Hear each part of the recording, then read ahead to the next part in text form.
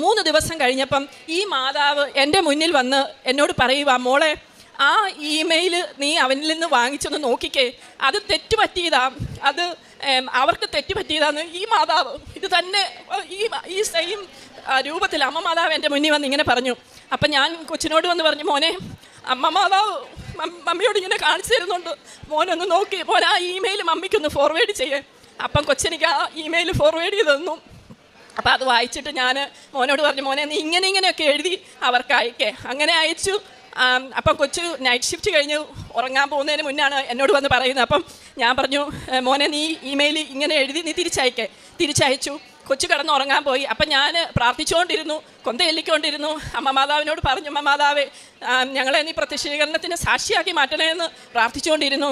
3 മണി evening ആയപ്പം കൊച്ചി എഴുന്നേറ്റ് വന്ന പാടെ ഓടി വരുക എൻ്റെ അടുത്ത്, അമ്മേ എനിക്ക് ഇമെയിൽ വന്നു, ഞാൻ എലിജിബിളാണ് ഈ കോഴ്സിനെന്ന് പറഞ്ഞ്.